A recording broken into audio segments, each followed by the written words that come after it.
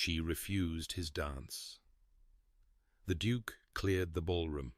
"Now you have no choice, my lady." The Hartwell Ball was, by universal agreement, the most anticipated event of the London season, and Lady Eliza Whitmore had spent the better part of 2 hours perfecting the art of invisibility against its silk-papered walls. It was a skill she had cultivated with considerable dedication over the past 3 years, the precise angle at which to hold one's fan to obscure one's face without appearing to hide, the exact shade of gown that would neither attract attention nor invite pity, the careful positioning near potted palms and marble columns that allowed one to observe without being observed. Tonight she wore dove-grey silk, a colour that had once made her mother weep with its dullness, but which Eliza had come to appreciate for its remarkable ability to render her nearly invisible against the silver damask wallpaper. From her carefully chosen vantage point near the refreshment table, she watched the dancers whirl past in a kaleidoscope of white muslin and coloured silk, their faces flushed with champagne and the particular excitement that came from being young, beautiful, and desired. She remembered that feeling. It seemed a lifetime ago now, though it had been only 3 years since she had danced at balls like this one, since gentlemen had written their names in her dance card, and her father had watched from the card-room with proud, indulgent eyes. Her father.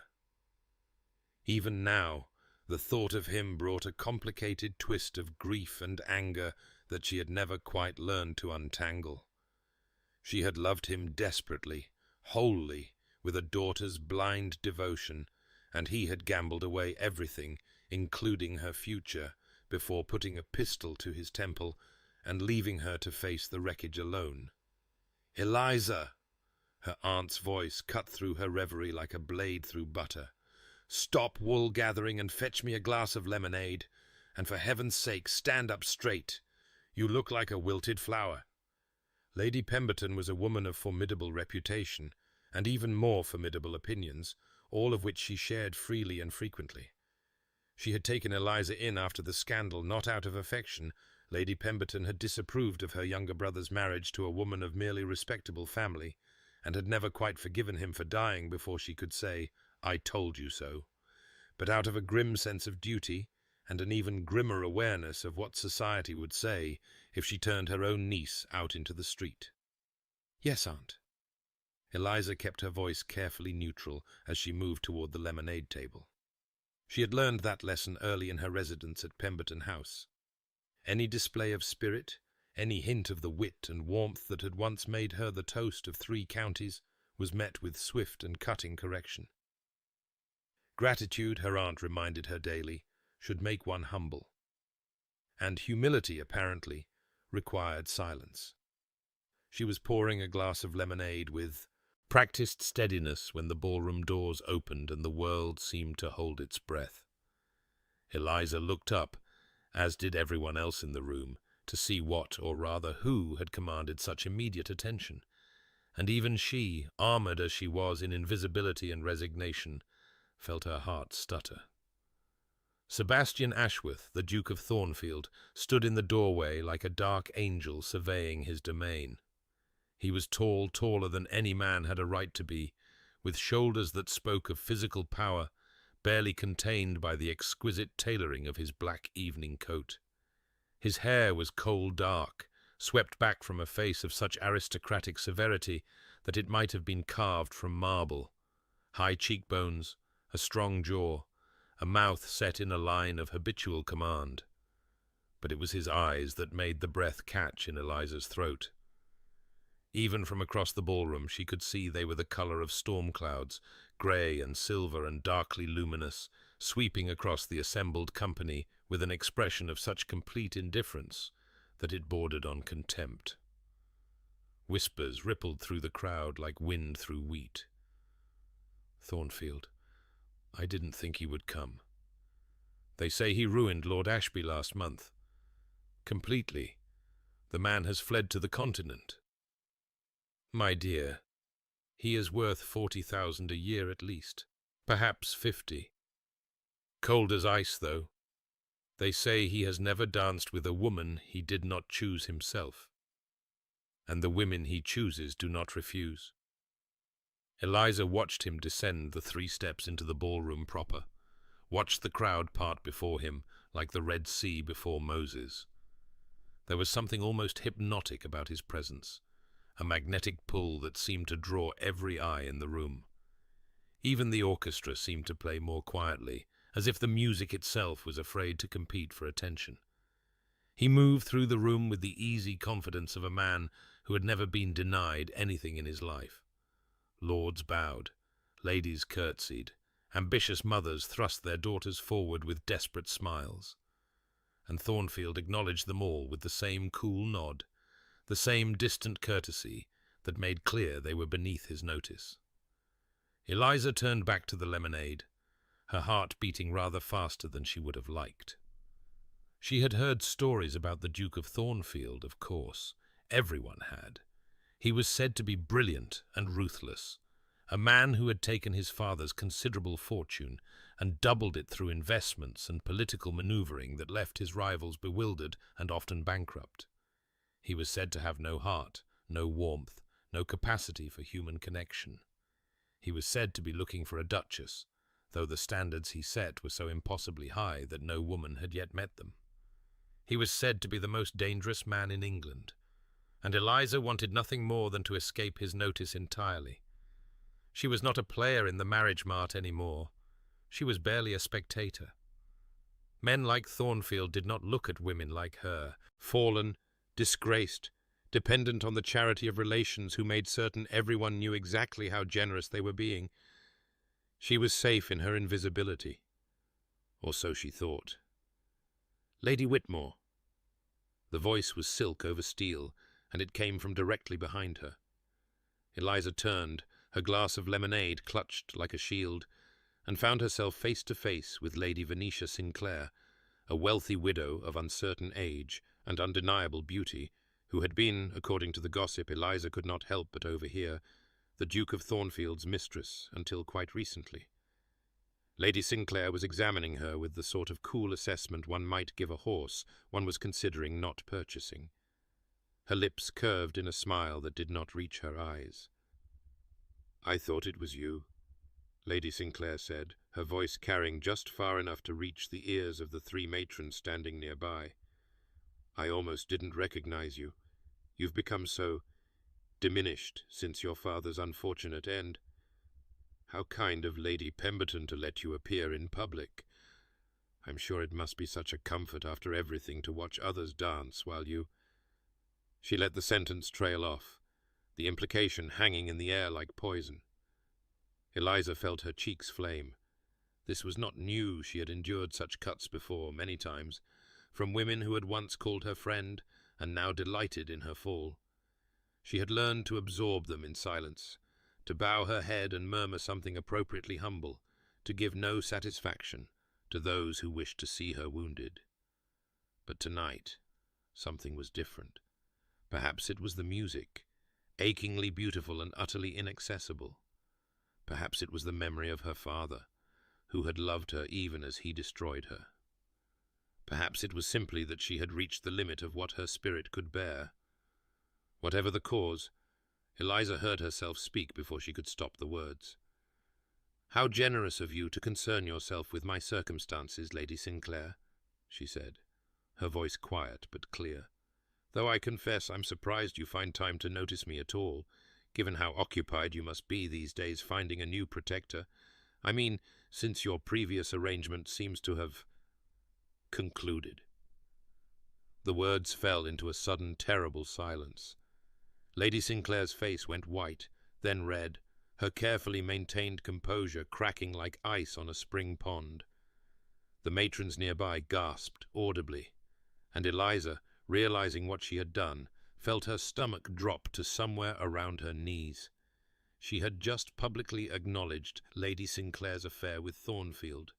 She had just committed social suicide in front of 3 of the most prolific gossips in London. She had just— "That," said a deep voice from behind her, rich with dark amusement, was magnificently done. Eliza spun around, her heart hammering, and found herself looking up into the storm-grey eyes of the Duke of Thornfield himself. He was even more devastating at close range.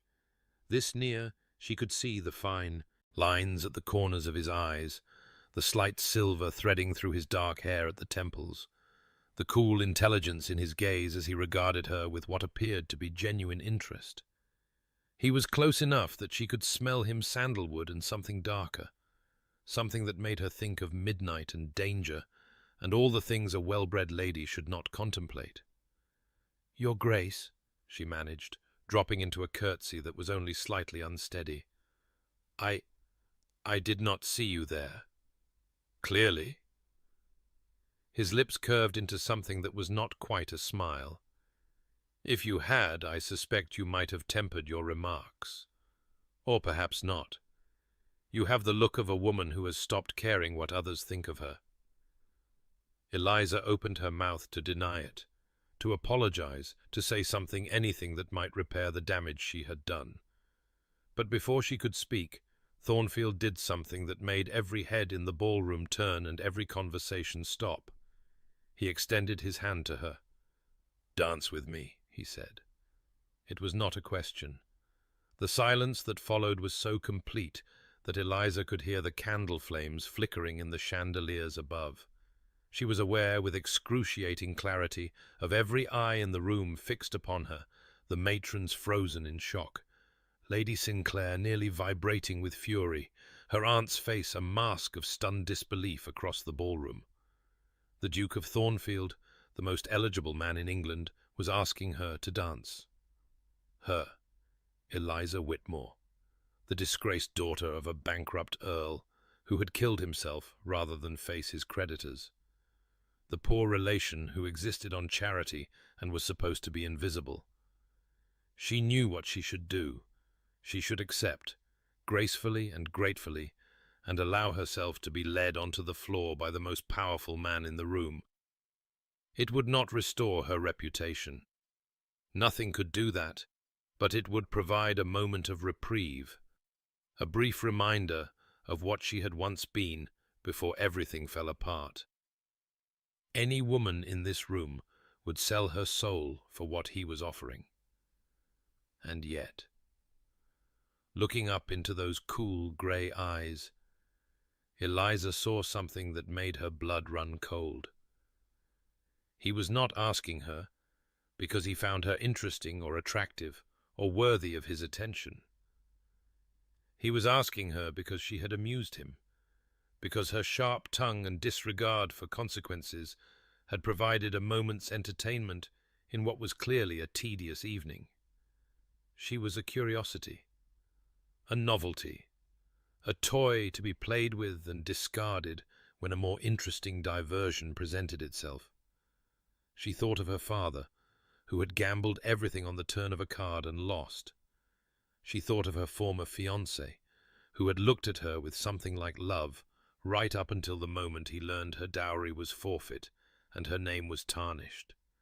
She thought of every man who had ever seen her as something to be used for her fortune, for her connections, for her beauty, and never as a person in her own right. And Lady Eliza Whitmore, who had spent 3 years learning to be silent and grateful and invisible, looked the Duke of Thornfield directly in the eye and said, "No." The word seemed to echo in the silence.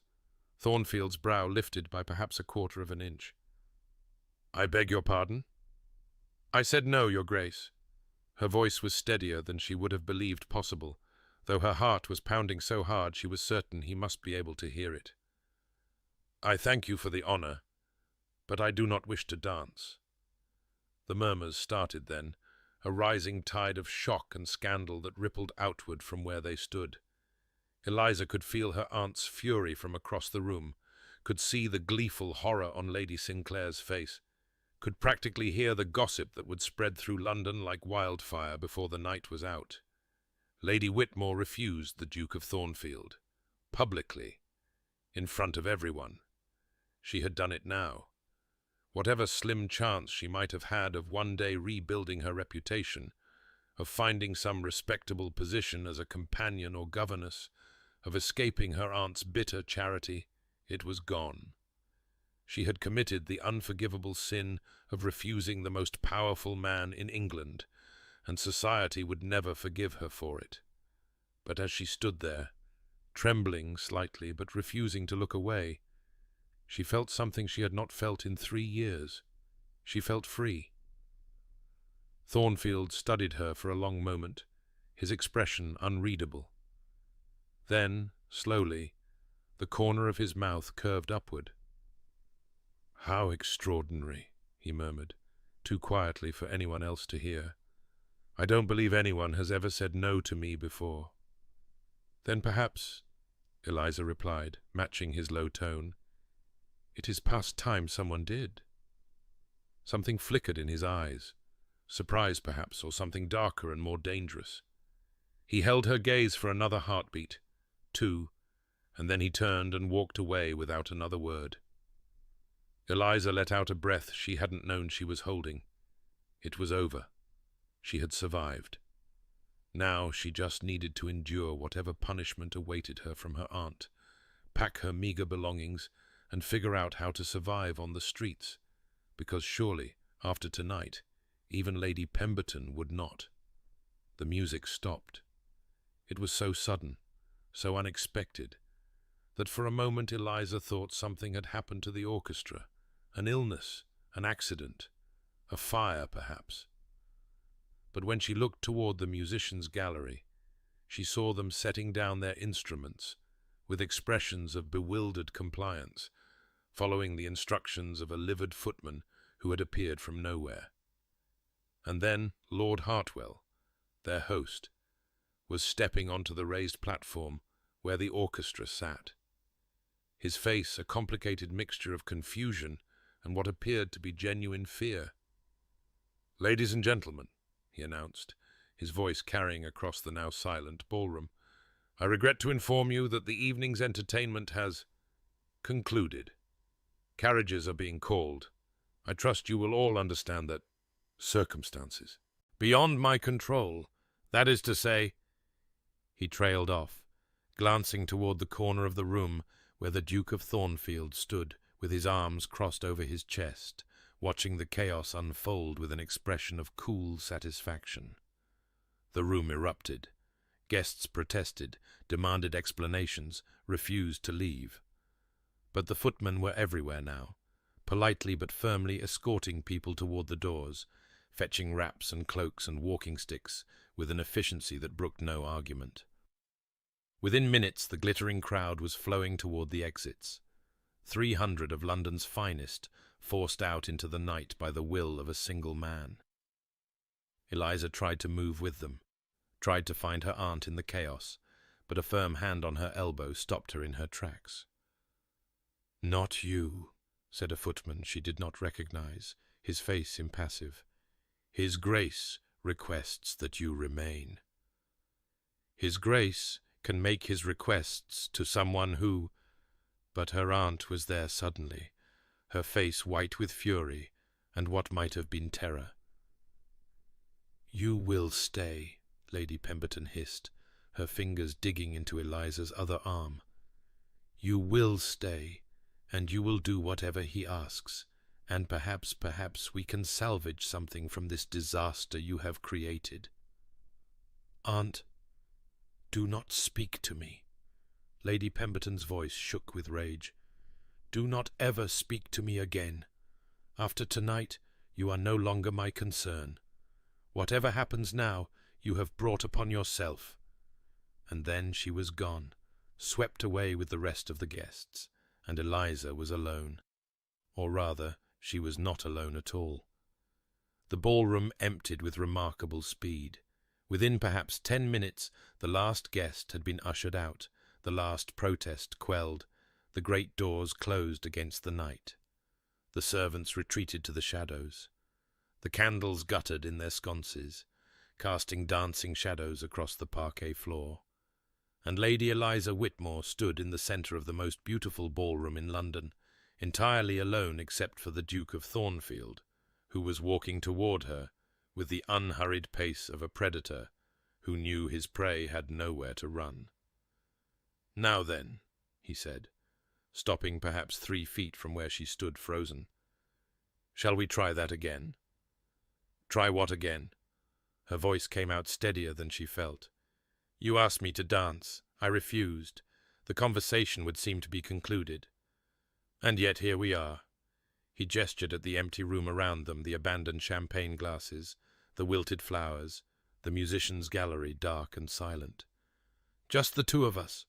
No audience to perform for. No scandal to court." His eyes gleamed in the candlelight. "Now you have no choice, my lady." Eliza felt a surge of something that might have been fear or might have been fury. "You cleared an entire ballroom because I refused to dance with you?" "I cleared an entire ballroom because I wished to have a conversation with you, and I prefer to conduct my conversations without 300 eavesdroppers." "That is the most arrogant thing I have ever heard." "I am the most arrogant man you have ever met." He said it without pride, without shame, as a simple statement of fact. "Now, you refused my invitation. I would like to know why." Eliza stared at him. In the flickering candlelight, with the shadows playing across the sharp planes of his face, he looked less like an aristocrat and more like something out of a Gothic novel. The villain, perhaps, or the brooding hero whose dark past would eventually be revealed to hide a wounded heart. Except this was real life, not a novel. And the Duke of Thornfield was not a character she could close between covers and set aside. "Does it matter?" she asked. "You are the Duke of Thornfield. I am nobody. Whatever my reasons, they cannot possibly be of interest to you." "And yet they are." He took a step closer, and she had to fight the urge to step back. "In the past decade, I have asked perhaps a dozen women to dance. Not one of them has ever refused me. Not one of them has ever looked at me the way you did, as though I were offering an insult rather than an honor. I find myself curious. Curiosity is a dangerous thing, Your Grace. So I have been told." Another step, and now he was close enough that she could see the faint stubble along his jaw, the slight crinkle at the corners of his eyes that might have been amusement or might have been something else entirely. "Tell me why. The truth, and I will let you leave." Eliza knew she should lie. She should make some excuse, a headache, a prior commitment, a religious objection to waltzes, something that would allow her to escape this situation with some shred of dignity intact. But she was so tired of lying, so tired of pretending, so tired of being small and silent and grateful for crumbs from tables she had once sat at as an honored guest. "You want the truth?" She lifted her chin, meeting his gaze directly. "Very well. I refused because I am tired, Your Grace. Tired of being a pawn in games I did not choose to play. Tired of being invisible until someone decides I might be useful. Tired of having my worth measured by men who see only what I lack: fortune, family, prospects, and never what I am." She drew a breath, aware that she was trembling but unable to stop herself. "You asked me to dance because I amused you, because I said something clever and you thought it might be entertaining to toy with the poor relation for a few minutes before moving on to worthier pursuits. I am not a toy. I am not a novelty. I am not a momentary distraction for a bored duke who has never been told no." Her voice cracked slightly, but she pushed on. "If I am to be ruined, and I am, after tonight, thoroughly and completely ruined, then I will be ruined on my own terms, not yours." Silence fell between them, heavy and absolute. Thornfield regarded her with an expression she could not read, his storm-grey eyes dark and intent, his sculpted features giving nothing away. For a long moment he simply looked at her, and Eliza had the uncomfortable sensation of being truly seen for the first time in years. Then, slowly, he began to applaud. It was a slow, sardonic clap, but there was something genuine beneath the mockery. A respect, perhaps, or at least a recognition. "Magnificent," he said. "Truly magnificent. I was wrong about you." "Wrong?" "I thought you had simply lost your temper with Lady Sinclair. A momentary lapse. But this is something else entirely. This is a woman who has stopped pretending." Eliza did not know what to say to that, so she said nothing. "You are correct, of course," he continued, beginning to circle her slowly like a wolf assessing its prey. "You are ruined after tonight. Your aunt has publicly disowned you. The gossip has already begun to spread. By tomorrow morning, there will not be a drawing-room in London that is not discussing the girl who refused the Duke of Thornfield and paid the price." "I am aware." Her voice was barely above a whisper. "But you are wrong about one thing." He stopped directly in front of her, close enough that she could feel the heat of his body through the thin silk of her gown. "I did not ask you to dance because you amused me. I asked because you interested me. There is a difference." "I fail to see—" "Lady Sinclair was my mistress," he said bluntly. "I ended the arrangement 3 weeks ago because she bored me. She has spent every social event since then attempting to win back my favor through various tiresome machinations. When you put her in her place so neatly, I was impressed. And I am not easily impressed." Eliza felt her cheeks heat. "I should not have spoken to her that way. It was—" "Honest," he interrupted. "It was honest. Do you know how rarely I encounter honesty, Lady Whitmore? How often I am surrounded by sycophants and social climbers who tell me only what they think I wish to hear." He shook his head slowly. "You are the first person in years who has spoken to me as though I were simply a man rather than a title to be courted or a fortune to be secured." "That is because you are simply a man," Eliza said, and then immediately wished she could take the words back. One did not tell a duke that he was simply anything. But Thornfield laughed a genuine sound, rich and warm and startling in its unexpectedness. "There it is again. That remarkable honesty." His eyes gleamed. "I have a proposition for you." "I am not interested in becoming your mistress, Your Grace. I am not offering—" He waved a dismissive hand. "I have no need of a mistress.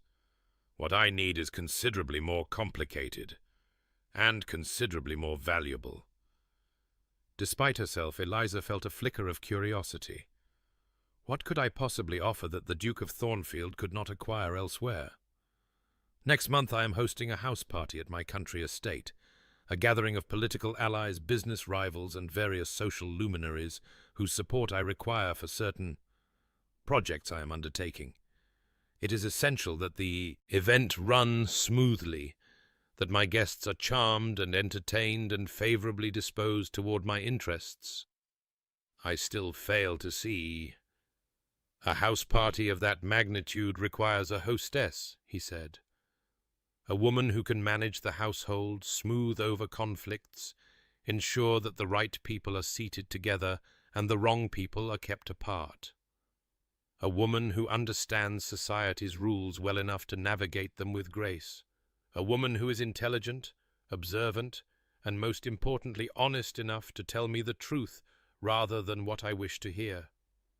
Eliza stared at him. "You are asking me to play hostess at your house party?"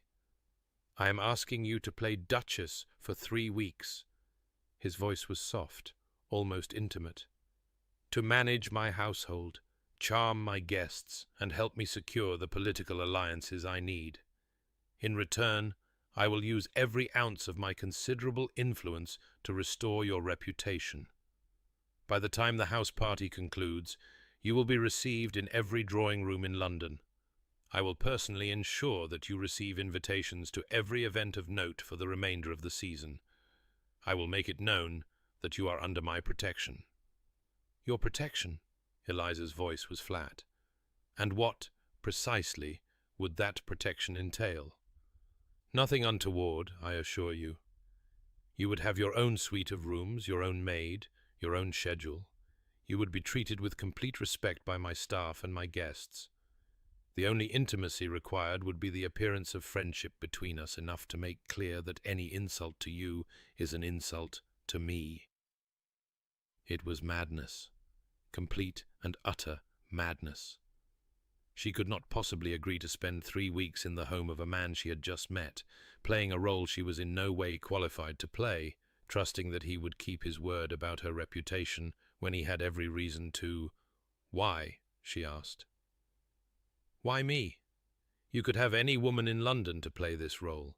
Women with actual connections, actual influence, actual willingness to tell me the truth. He raised an eyebrow. I think not. Every woman who has ever angled for my attention has done so with an eye to becoming the Duchess of Thornfield in reality, not merely in appearance. They would tell me what they thought I wanted to hear. They would flatter and simper and scheme. His lip curled slightly. You, on the other hand, told me that I was simply a man. You refused to dance with me because you did not wish to be a pawn. You are utterly unimpressed by my title and my fortune. I am very impressed by your arrogance, Eliza muttered. You see, that is precisely what I need. Someone who will tell me when I am being an arrogant fool, rather than agreeing with my every pronouncement. He extended his hand, just as he had done earlier, but this time there was something different in his expression, something almost like respect. 3 weeks, Lady Whitmore. 3 weeks of playing a role, and I will give you back everything you have lost. Your reputation, your place in society, your future. Eliza looked at his hand, at the long fingers and the signet ring glinting in the candlelight. She thought of her aunt's face, white with fury. She thought of the streets of London, cold and unforgiving for a woman with no money and no connections. She thought of her father, who had gambled everything on a single throw of the dice. But this was not gambling, was it? This was a calculated risk, a business arrangement, a transaction in which both parties stood to benefit. And beneath all the practical considerations, there was something else. Something that made her blood quicken and her pulse race. The Duke of Thornfield was offering her something no one had offered in 3 years, a way out, a choice, power over her own destiny. She reached out and placed her hand in his. "Very well," she said, her voice steady despite the thundering of her heart. "I accept your proposition, Your Grace, but I want to make one thing absolutely clear." His fingers closed around hers, warm and strong and unexpectedly gentle. "And what is that?" Eliza met his storm-grey eyes without flinching. "I am accepting your offer because it serves my interests, not because I am impressed by you or grateful to you, or in any way swayed by your title or your fortune. This is a business arrangement, nothing more. I would expect nothing less. And if you attempt to take advantage of our situation in any way, if you expect anything from me beyond the terms we have agreed, I will walk away without a backward glance. Reputation be damned. You have my word." "Your word." She laughed, a short, brittle sound.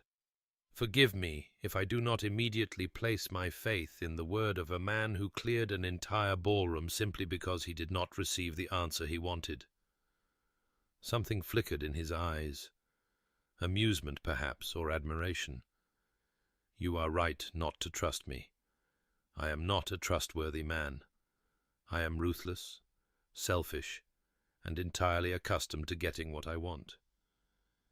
He leaned closer, close enough that she could feel his breath warm against her cheek. "But I am also a man who keeps his bargains. 3 weeks, Lady Whitmore. 3 weeks of your time and your talent. And in exchange, I will give you back your life."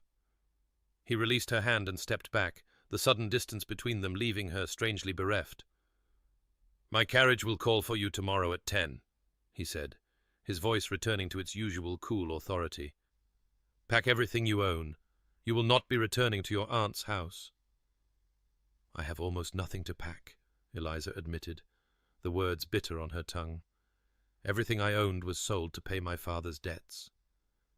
"Then we will remedy that as well." He moved toward the door, then paused and looked back at her over his shoulder.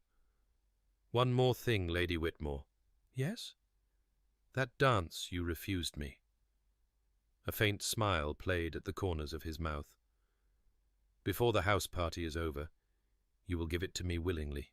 I promise you that." And, before she could respond, he was gone, the great doors swinging shut behind him with a sound like fate sealing itself. Eliza stood alone in the empty ballroom, surrounded by guttering candles and abandoned champagne glasses, and the faint echo of music that had stopped playing hours ago. Her hand still tingled where he had held it. Her heart still raced from the audacity of what she had agreed to. She had spent 3 years learning to be invisible, to want nothing, to expect nothing. And in a single evening the Duke of Thornfield had torn away every defense she had built and offered her something she had never dared to hope for: a second chance. The candles flickered, and somewhere in the vast house a clock chimed midnight.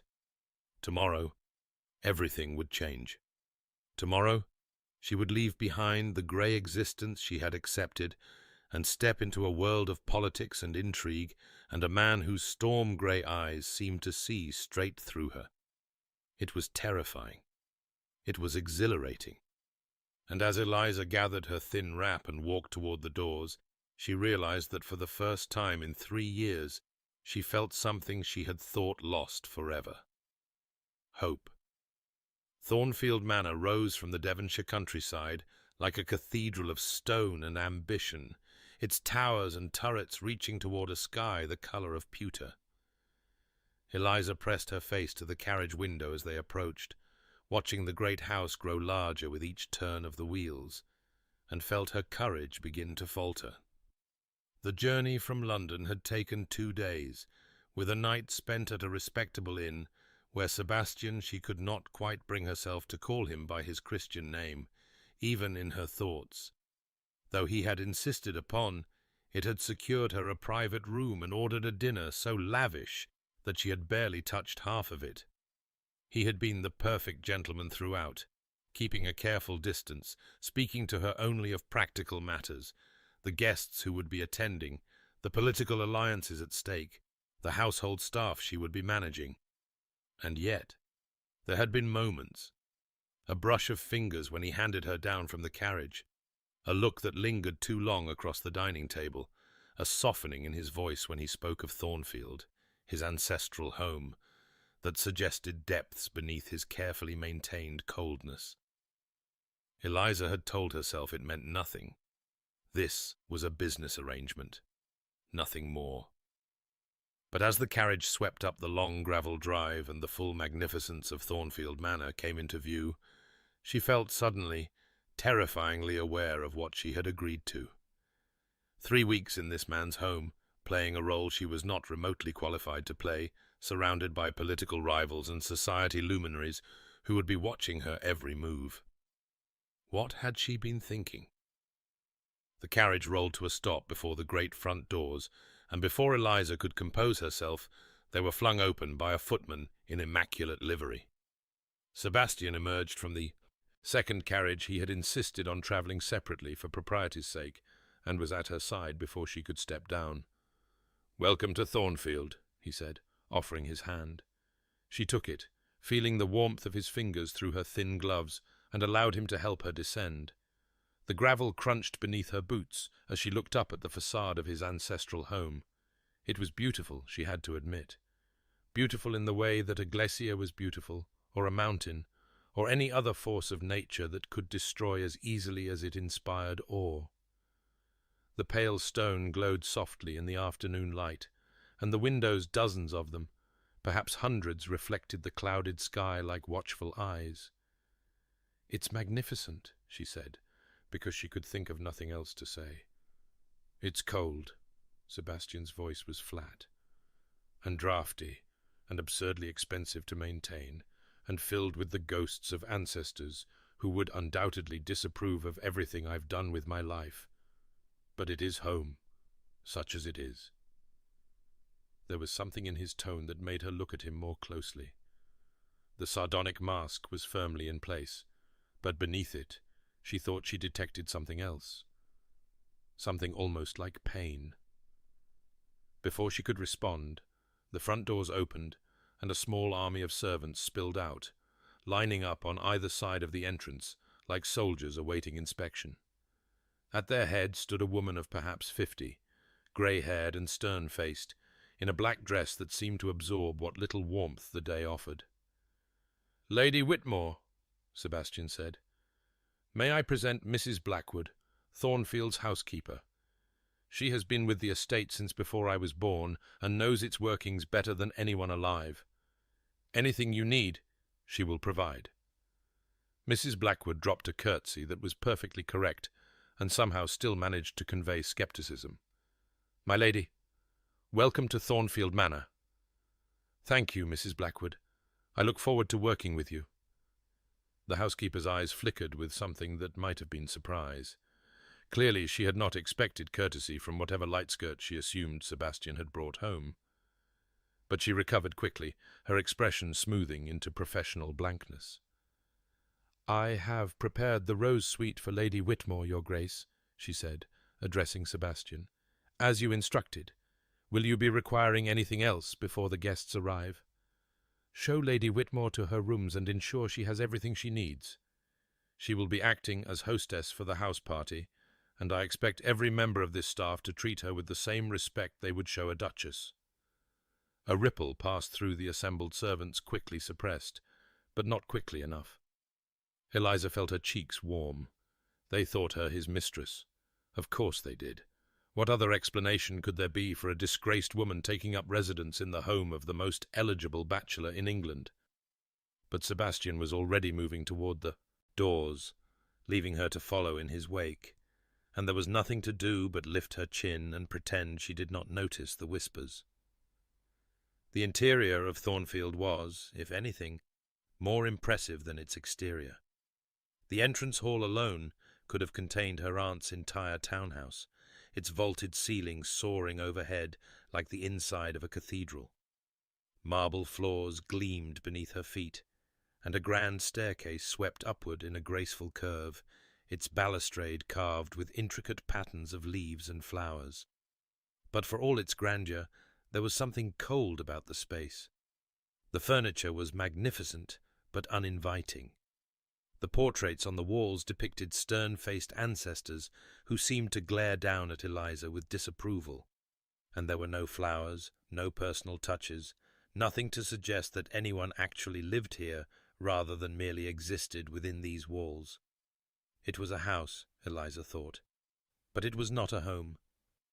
Sebastian paused at the foot of the staircase. "I have business to attend to before dinner, but I will send someone to escort you to the dining room at 8. In the meantime, I suggest you rest and familiarize yourself with the house. Mrs. Blackwood will answer any questions you may have." "Of course." Eliza hesitated, then added, "Sebastian." His name felt strange on her tongue, too intimate, too personal for the careful distance they had maintained. But he had asked her to use it, and she was nothing if not a woman who kept her bargains. He paused, looking back at her with an expression she could not read. "Yes? Thank you for all of this. I know I have given you little reason to help me, and yet—" "This is a business arrangement," he interrupted, his voice cooling. "Nothing more. You are providing a service, and I am paying for it. Gratitude is unnecessary." And with that he was gone, his long strides carrying him through a door at the far end of the hall before she could respond. Eliza stood alone in the vast entrance hall, surrounded by the cold magnificence of Thornfield Manor, and wondered what she had gotten herself into. The Rose Suite was aptly named, Pink silk covered the walls, and the furniture was upholstered in varying shades of rose and cream. A fire crackled in the hearth, and fresh flowers, the first she had seen in the house, sat in a crystal vase on the dressing table. It was beautiful. It was welcoming.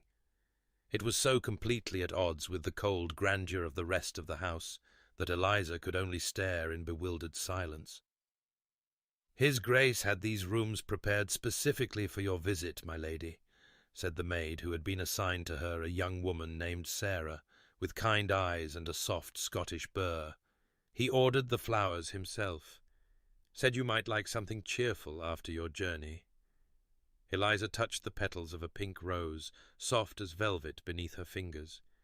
It was such a small thing, such a seemingly insignificant gesture.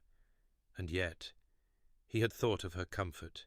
He had anticipated what might please her. He had, against all evidence, shown something that looked almost like kindness. "The guests begin arriving tomorrow," Sarah continued, bustling about the room and unpacking the new wardrobe Sebastian had purchased for Eliza in London. "The Duke has invited quite a company. Lords and ladies, politicians and their wives. Even Lord Hartley, they say, though he and his Grace are known rivals." Lord Hartley? The name sparked a memory something unpleasant, though Eliza could not quite place it. "Aye, my lady. They say he knew your father, the late Earl, though I'm sure I shouldn't gossip." The late Earl, her father. A cold weight settled in Eliza's stomach as the memory surfaced. Lord Hartley had been one of her father's creditors, one of the men who had circled like vultures after his death, picking over the bones of the Ashbury estate. She had met him once, briefly, when he came to collect a painting her mother had loved. He had smiled at Eliza as he carried it away, a smile that suggested he was enjoying her humiliation. And now she would have to entertain him, smile at him, pretend that his presence did not make her skin crawl. This was going to be harder than she had imagined. Dinner that first evening was a small affair, just Eliza and Sebastian in a dining room that could have seated 50, the candlelight flickering off silver and crystal as footmen moved silently between them. They spoke of practical matters, the guest list, the schedule of events, the particular sensitivities and preferences of each expected visitor. But as the meal progressed, the conversation began to shift into more personal territory. "You mentioned that your father was Earl of Ashbury," Sebastian said, refilling her wine glass without asking. "I never had the pleasure of meeting him." "That is probably for the best." Eliza took a longer drink of wine than was strictly proper. "My father was charming, generous, loving, and entirely incapable of managing his affairs. He gambled away 3 generations of accumulated wealth in less than a decade, and left you to face the consequences." It was not a question, and Eliza did not answer it. Instead she asked, "What of your father? I have heard rumors." Sebastian's face closed like a door slamming shut. "My father was a cruel man who blamed me for my mother's death from the moment I drew my first breath. He spent my entire childhood reminding me that I had killed the only woman he ever loved. When he died, I felt nothing but relief." The words were delivered in a flat, emotionless tone that somehow made them more devastating. Eliza thought of the cold grandeur of Thornfield Manor, the stern portraits, the absence of any warmth or personal touch. She thought of a boy growing up in this vast, beautiful prison, blamed for a death he could not possibly have prevented. "I'm sorry," she said quietly. "Don't be. It was years ago. Ancient history." But it wasn't, Eliza thought. Not really. The wounds we carry from childhood never fully heal. They simply scar over, hiding the pain beneath layers of armor until we almost forget it's there. She understood that better than most. "Tomorrow," Sebastian said, clearly eager to change the subject. "The guests begin arriving. Lord and Lady Ashford will be first, followed by the Countess of Rainford and her daughter. Lord Hartley and his party will arrive in the afternoon, along with Lord Hartley. Sebastian's eyes narrowed at the tone of her voice. You know him? He was one of my father's creditors. He purchased several paintings from the estate after... She could not finish the sentence. We have met. A long silence stretched between them. Then Sebastian said, in a voice of deadly softness, And this meeting was unpleasant? He was perfectly civil, perfectly correct. Eliza forced herself to meet his gaze, and he smiled at me as though my ruin was the most amusing thing he had witnessed in years. Something flickered in Sebastian's storm-grey eyes, something dangerous, something that made Eliza think of predators scenting blood. I see, he said quietly. Thank you for telling me. It doesn't matter. I am perfectly capable of... It matters. His voice was sharp enough to cut. Everything that concerns you matters for the duration of this arrangement. You are under my protection, Lady Whitmore. Anyone who offers you insult offers insult to me, and I do not forgive insults easily. The intensity of his gaze made her breath catch. This was not the cold, calculating duke she had met in London. This was something else entirely, a man whose walls had slipped, just for a moment, revealing the fire beneath. I can take care of myself, she said, more quietly than she had intended. I have no doubt of that. He leaned back, the mask sliding back into place. But for the next 3 weeks, you do not have to. That is the point of this arrangement, is it not? Eliza had no answer to that, so she simply raised her wine-glass, a silent toast to alliances and enemies, and the complicated dance they were about to begin. The guests arrived the next morning in a parade of carriages and chaos. First came Lord and Lady Ashford, political allies of Sebastian's, who greeted Eliza with genuine warmth and no apparent suspicion. Lady Ashford was a plump, cheerful woman who immediately took Eliza under her wing, filling her ears with gossip about the other guests and advice on how to manage the household. You must be firm with the kitchen, she confided as they walked through the gallery. Mrs. Henderson is a brilliant cook, but she can be temperamental, and make sure the footmen keep the fires built up in the library. Lord Rainford complains dreadfully about the cold. The Countess of Rainford and her daughter arrived next, both elegant and icy, their eyes assessing Eliza with thinly veiled condescension. The daughter, Lady Caroline, was a renowned beauty of 20, and it was immediately clear that she had set her sights on becoming the Duchess of Thornfield. "What an unusual arrangement," Lady Caroline said, her smile as sharp as a knife. "I was not aware that the Duke required a hostess. I would have been happy to offer my services."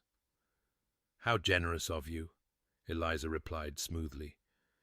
"But I'm sure you would prefer to enjoy the party as a guest, rather than troubling yourself with household matters." Lady Caroline's smile flickered, but she recovered quickly. "Of course. How thoughtful."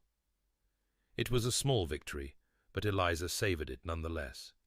And then, just as the afternoon light began to fade, Lord Hartley arrived. He had grown heavier in the 3 years since Eliza had last seen him, his florid face more deeply lined, his hair thinner and greyer. But his eyes were the same, small and calculating, gleaming with a malice that he barely bothered to conceal. "Lady Whitmore," he said, bowing over her hand with exaggerated courtesy. "What an unexpected pleasure. I had heard you were under the Duke's protection, but I confess I did not quite believe it." "Lord Hartley," Eliza kept her voice carefully neutral, "welcome to Thornfield." Such a gracious hostess. His eyes travelled over her in a way that made her skin crawl.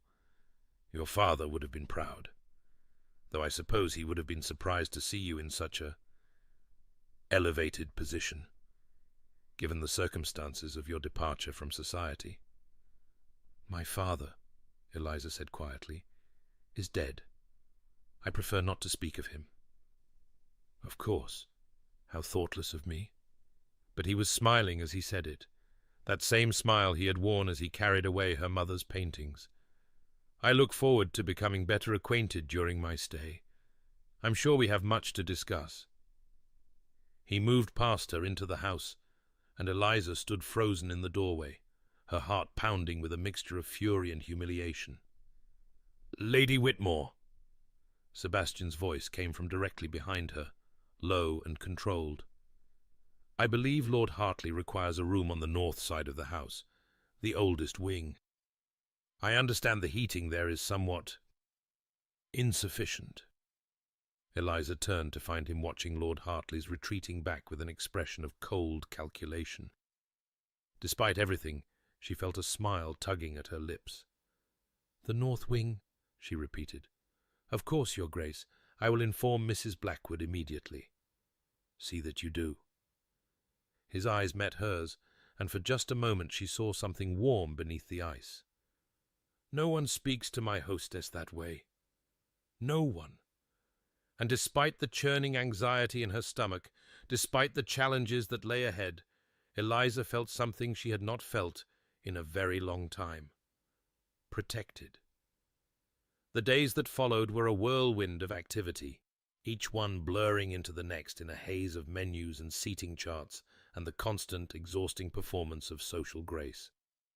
Eliza found, somewhat to her surprise, that she was good at this. The skills she had learned as an earl's daughter, skills she had thought useless in her, reduced circumstances served her well as the mistress of Thornfield Manor. She managed the household with quiet efficiency, smoothing over conflicts between guests, ensuring that each visitor felt welcomed and valued, keeping the complex machinery of the house party running smoothly. And slowly, almost imperceptibly, the staff's attitude toward her began to shift. Mrs. Blackwood, who had greeted her with such cool skepticism, now consulted her on household matters with something approaching respect. The footman jumped to fulfill her requests. Even the temperamental cook seemed mollified by Eliza's thoughtful suggestions and genuine praise. "You have won them over," Sebastian observed one evening, finding her in the library after the other guests had retired. "My staff, I mean. They were prepared to despise you, and instead they are falling over themselves to please you. I am treating them with courtesy." Eliza set down the book she had been pretending to read. "It is not difficult. It is more difficult than you imagine. Most people in your position would see servants as beneath their notice. You remember their names. You ask about their families. You treat them as human beings rather than furniture. They are human beings. Yes."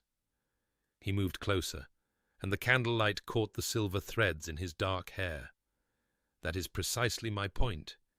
You see people, Eliza, not ranks or positions or usefulness. People. It is a rare quality." Her name on his lips sent a shiver down her spine. They had been careful these past days to maintain a proper distance.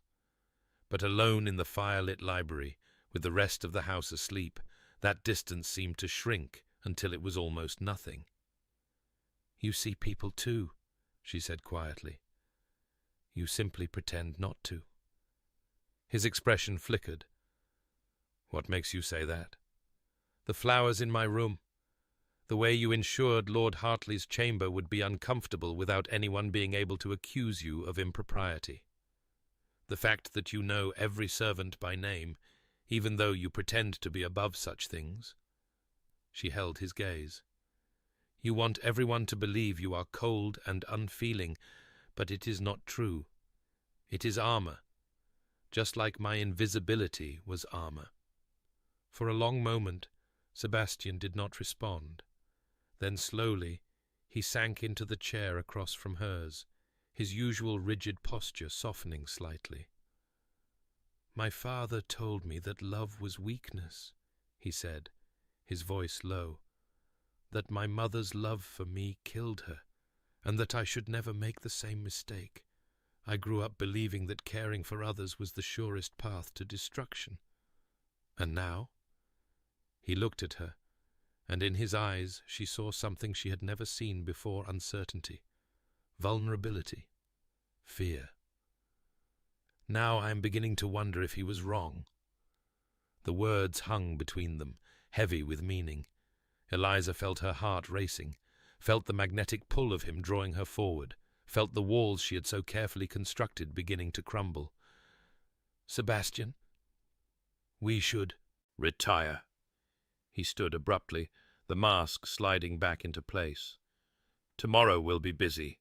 The political negotiations begin in earnest, and I will need you to keep Lady Ashford occupied while I speak with her husband." The dismissal stung more than it should have. "Of course," Eliza said, rising as well. "Good night, Your Grace." She was at the door when his voice stopped her. "Eliza." She turned back. He stood silhouetted against the firelight, his face in shadow. "Thank you for everything. You have exceeded my expectations in every way." It was not a declaration. It was not an admission. But it was something. And as Eliza made her way through the darkened corridors to her room, she held those words close to her heart like a candle flame in the darkness. The incident with the riding accident happened 3 days later.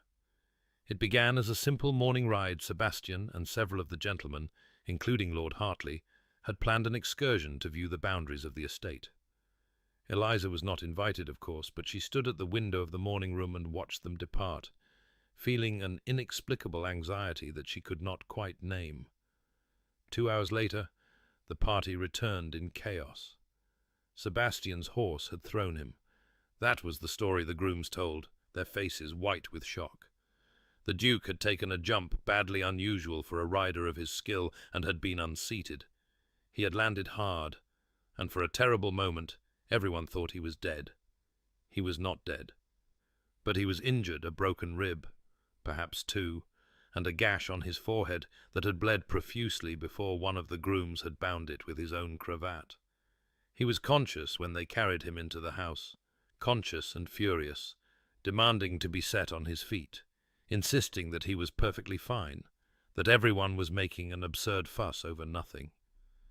Eliza took one look at his grey face and the blood soaking through the makeshift bandage and took charge.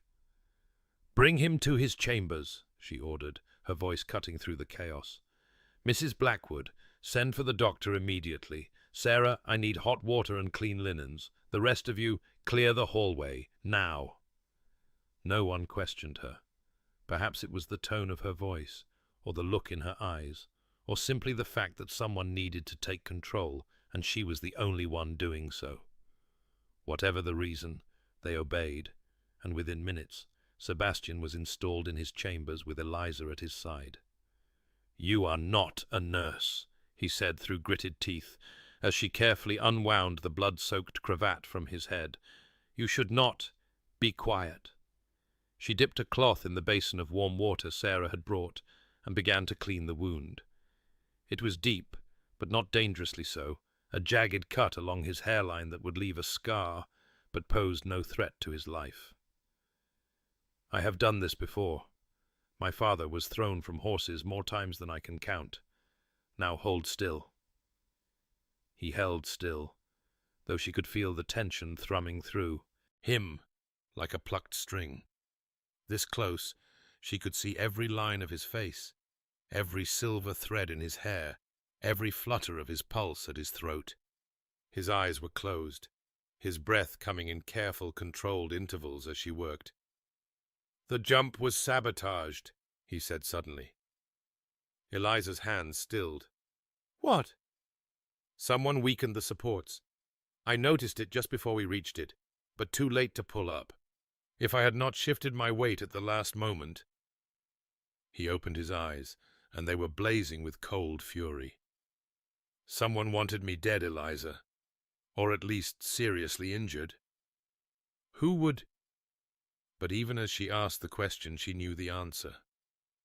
"Lord Hartley. Almost certainly. He has been trying to undermine my political alliances since we arrived, and he was conveniently positioned to suggest that particular route for our ride." Sebastian tried to sit up and immediately winced, pressing a hand to his ribs. "I cannot prove it, of course, but I know. You need to rest." Eliza pressed him gently back against the pillows. "The doctor will be here soon. We can discuss this later." "We will discuss it now." His hand caught hers, holding her in place. "If Hartley is willing to kill me to prevent the trade bill from passing, he will not hesitate to target you as well. You are my hostess, my ally, my—" He stopped abruptly, as if he had been about to say something he had not meant to reveal. "Your what?" Eliza asked quietly. For a long moment he did not answer. His hand was still wrapped around hers, warm and strong despite his injuries, and his eyes searched her face with an intensity that made her breath catch. "My weakness," he said finally. "You are my weakness, Eliza, and I do not know what to do about it." The admission hung between them, raw and honest and terrifying in its implications. Eliza felt her heart pounding in her chest, felt the world narrowing to this room, this moment, this man who was looking at her as though she held the answer to every question he had ever asked. "Sebastian," she whispered. And then the door burst open, and the doctor arrived, and the moment shattered like glass. Sebastian's injuries kept him confined to his chambers for 2 days. 2 days in which Eliza ran the house party with ruthless efficiency, managing the guests and the schedule and the political negotiations as though she had been born to it. 2 days in which she visited his sick room every evening, reading to him from books she found in the library, arguing with him about politics and philosophy, watching the color slowly return to his face. 2 days in which neither of them mentioned what he had said, but it hung between them, unspoken, changing everything. The careful distance they had maintained was gone. In its place was something else, a charged awareness, an electric tension that seemed to fill every room they shared. On the 3rd day, Sebastian emerged from his chambers, still moving stiffly but determined to resume his duties as host, and, that evening, after the other guests had retired, he found Eliza in the ballroom. She had not meant to come here, but her feet had carried her through the darkened corridors without conscious direction, and now she stood in the center of the vast, empty floor, remembering another ballroom, another night, a refusal that had changed everything. "May I have this dance?" His voice came from the doorway, low and warm and slightly rough from his injuries. Eliza turned to find him watching her with an expression that made her heart stutter. "There is no music," she said. "Then we will make our own." He crossed the floor to where she stood, moving slowly but surely, and held out his hand. Just as he had that night in London, just as he had when everything began. But this time, entirely, something that felt like surrender, like beginning, like coming home. They danced in silence, swaying gently in the moonlight that spilled through the tall windows. No music, no audience, no expectations.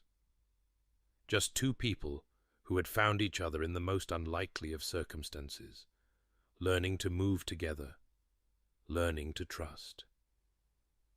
"I am falling in love with you," Sebastian said quietly, his lips brushing her temple. "I have been fighting it since the moment you refused me at the Hartwell ball, but I am losing the battle." Eliza closed her eyes, leaning into him, feeling his heart beat against her cheek. "I know," she whispered. "I am losing it too." "What are we going to do?" It was not a proposal. It was not a declaration. It was a question, honest and vulnerable, and utterly unlike the cold, controlled Duke she had first met. "I don't know," she admitted, "but for tonight, can we just have this? Just this moment, just this dance? Tomorrow we can figure out the rest." His arms tightened around her, and she felt him nod against her hair. "Tonight," he agreed. "Just tonight." They danced until the moon set, and the first pale light of dawn began to creep across the floor. And then, reluctantly, they separated, returning to their own chambers, carrying with them the memory of what they had shared, and the terrifying hope of what might be to come. The crisis came 2 days later, at dinner.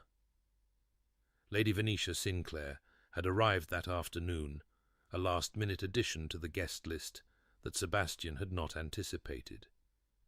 She had swept into Thornfield with all the arrogance of a woman who believed herself the rightful mistress of the house, and her cold eyes had fixed on Eliza with unmistakable hatred.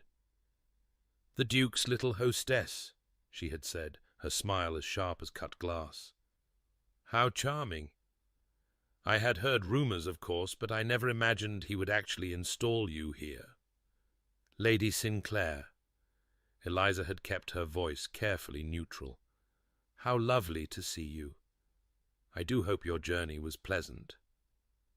Now, as the guests gathered in the dining room for what was supposed to be a celebratory dinner marking the successful conclusion of Sebastian's political negotiations, Lady Venetia struck. "I do think it is admirable," she announced to the table at large, her voice carrying clearly above the clink of crystal and silverware, "the way the Duke has taken such pity on the less fortunate. This entire house party has been organized by a woman who is not even a proper guest, merely a poor relation of the disgraced Earl of Ashbury, playing at being mistress of a house that will never be hers." The silence that followed was absolute. Eliza felt the blood drain from her face as every eye in the room turned to her. This was it. The moment she had dreaded since she first agreed to this arrangement. Her secret was out, her disguise stripped away, her shame laid bare for all to see. "Lady Sinclair!" Sebastian's voice was ice. "I suggest you reconsider your remarks." "Why should I?" Lady Venetia's smile was triumphant. "It is all true, is it not? Lady Whitmore's father died in disgrace, his debts so profound that everything was sold to pay them. She is not your cousin, as you have implied. She is nobody. Nothing. A penniless woman trading on what few charms she possesses to secure a temporary position in your household." "That is quite enough." Sebastian rose to his feet, his face a mask of controlled fury. "You will apologize to Lady Whitmore immediately, or you will leave this house." "Apologize? For speaking the truth?" Lady Venetia laughed, a brittle, ugly sound. "My dear Duke, everyone at this table deserves to know who they have been associating with. The daughter of a suicide, the woman whose own fiancé abandoned her when he learned of her disgrace, the woman I love." The words fell into the silence like stones into a still pond. Eliza's heart stopped. Every guest at the table froze in place. Sebastian stood at the head of his ancestral table, his storm-grey eyes burning with an intensity that seemed to light the room. He was not looking at Lady Venetia. He was looking at Eliza. "I love her," he repeated, his voice steady and sure. "I love her courage, her honesty, her refusal to be diminished by circumstances that would have broken a lesser woman. I love that she refused to dance with me when everyone else would have swooned at my feet. I love that she sees through my walls and cares for me anyway. And I will not stand here and allow anyone to speak of her with disrespect." Lady Venetia's face had gone white. "You cannot be serious. She is nobody. A fortune hunter. She is the woman I am going to marry." Sebastian's gaze never wavered from Eliza's face. "If she will have me." The room erupted in gasps and whispers. But Eliza heard none of it. She was on her feet, her heart pounding, tears streaming down her face as she looked at the man she loved, the man who had just declared himself before all of society, who had thrown away his reputation and his pride to defend her honor. "Sebastian," she whispered, "tell me to stop." His voice was rough with emotion. "Tell me you don't feel the same, and I will never speak of it again. But I had to tell you. I had to tell everyone. I am done hiding. I am done pretending that this is merely an arrangement. I love you, Eliza Whitmore. I have loved you since the moment you told me no." Later, Eliza would not remember crossing the room to him. She would not remember the shocked faces of the guests, Lady Venetia's furious departure, Lord Hartley's poisonous glare. She would only remember reaching Sebastian's side, reaching up to touch his face, feeling the tremor that ran through him at her touch. "Yes," she said, her voice breaking. "Yes, I will have you. Yes, I love you. Yes." And when he kissed her, there in front of everyone, she finally understood what it meant to be truly seen. But the evening was not over. After the guests had been ushered to the drawing-room, most of them still reeling from the unexpected proposal, Sebastian drew Eliza into the library for a private moment. "I should not have declared myself so publicly," he said, his voice rough. "I should have asked you properly, privately, before you should have." She smiled up at him through her tears. "It was wildly improper, thoroughly scandalous, and the most romantic thing anyone has ever done for me." "Then you are not angry?" "I am furious." She rose on her tiptoes to kiss him softly. "And I have never been happier in my life." He gathered her into his arms, holding her close, and for a long moment they simply breathed together in the fire-lit darkness.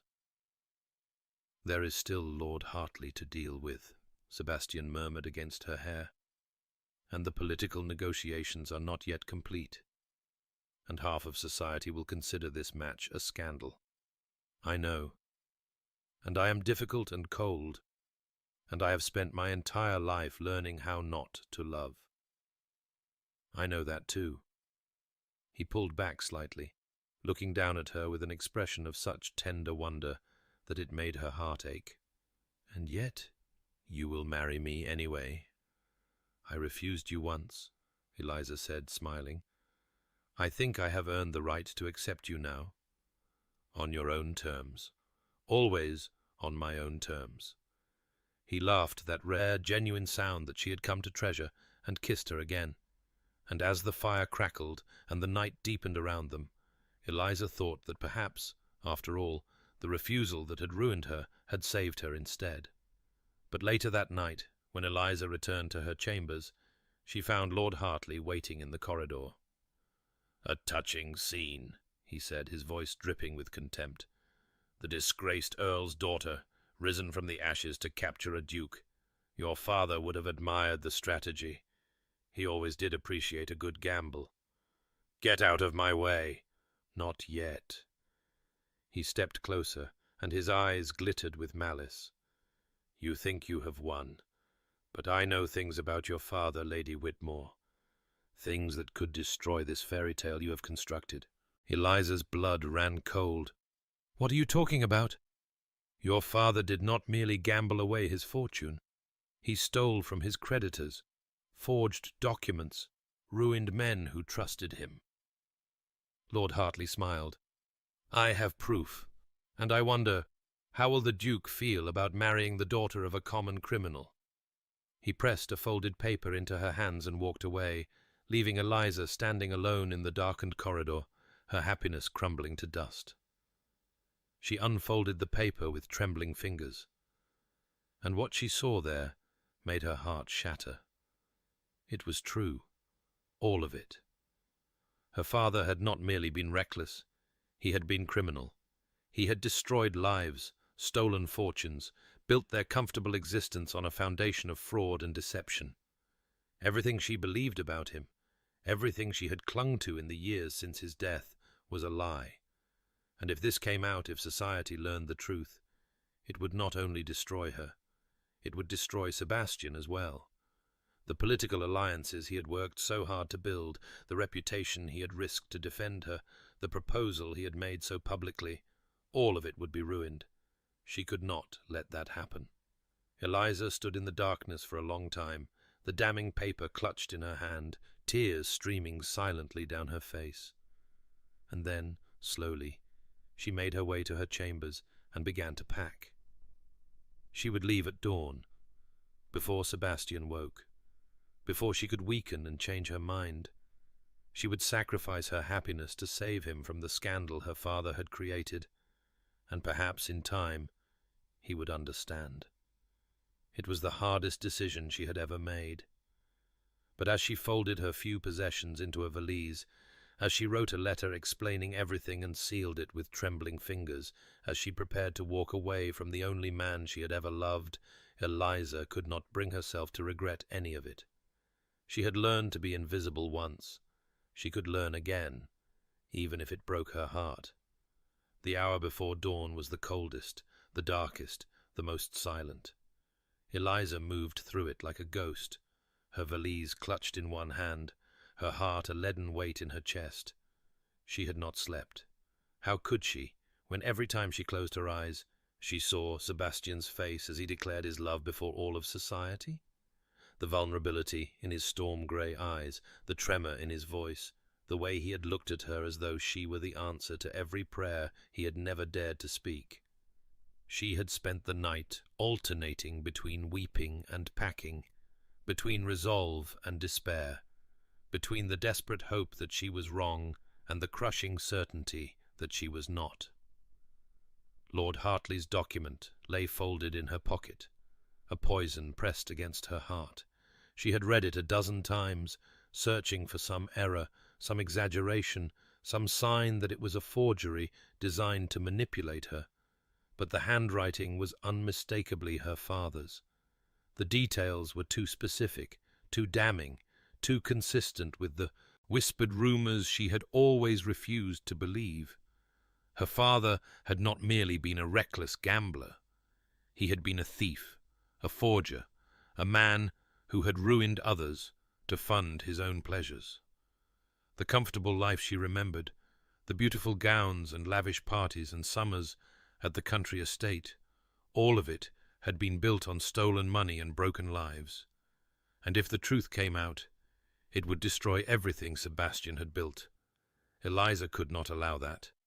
She loved him too much to watch him fall because of her. The corridor was dark and empty as she made her way toward the servants' stairs. She had planned her route carefully through the back passages, out the kitchen door, down the lane to the village where she could hire a coach to take her somewhere, anywhere, away from here.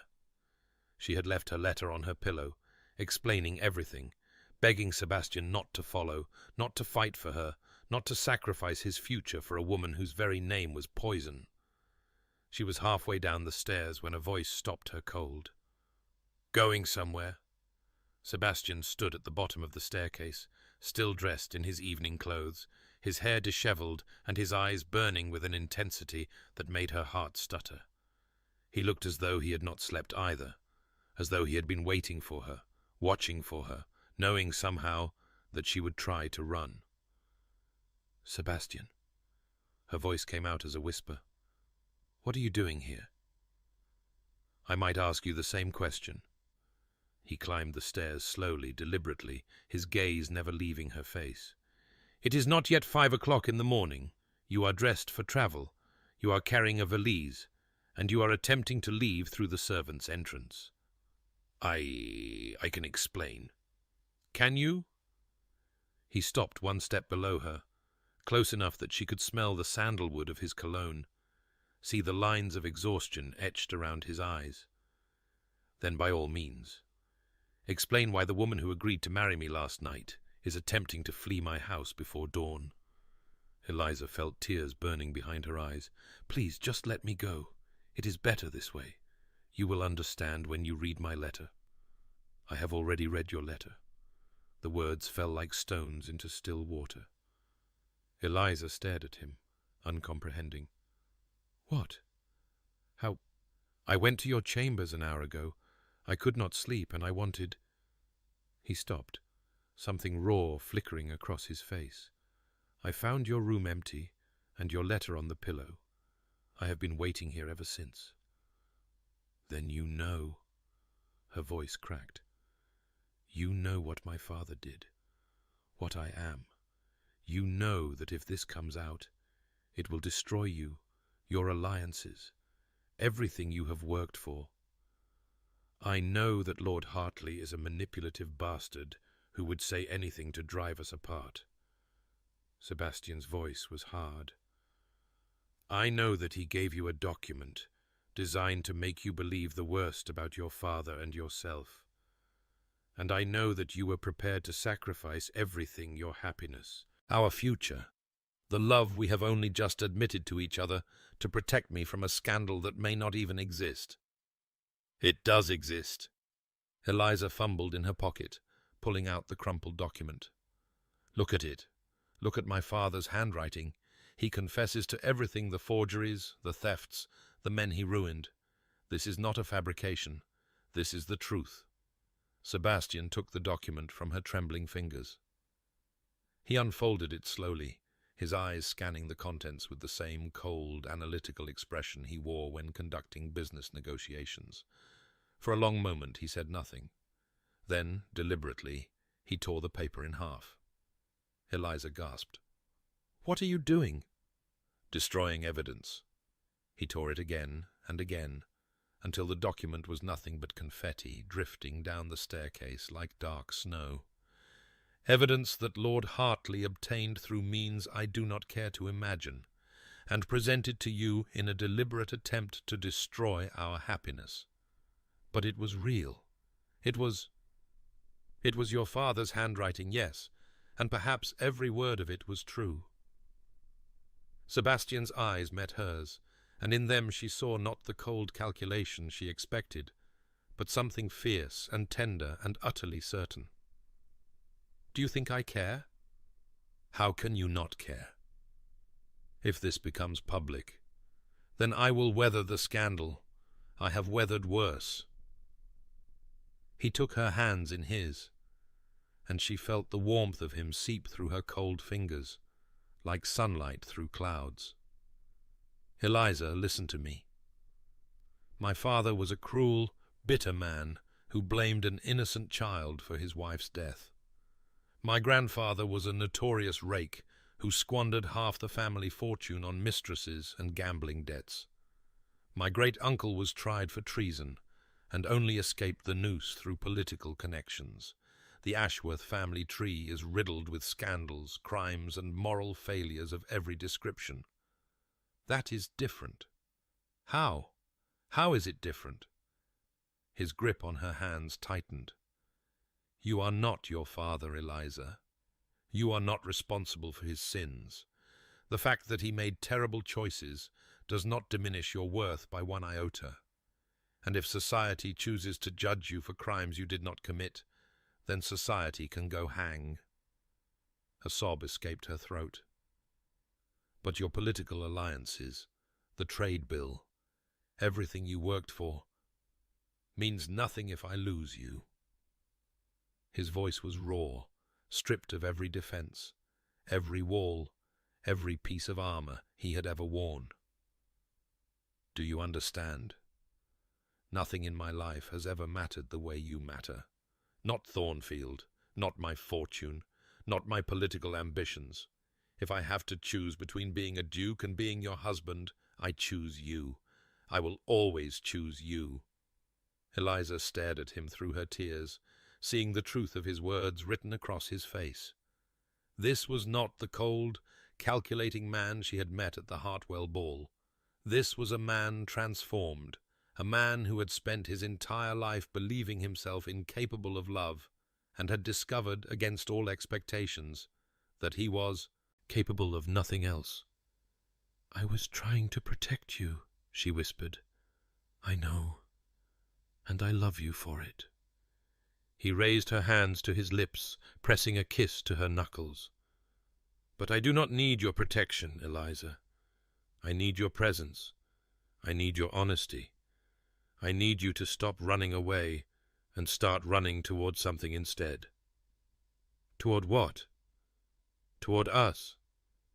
His eyes held hers, grey and silver and burning with a light she had never seen in them before.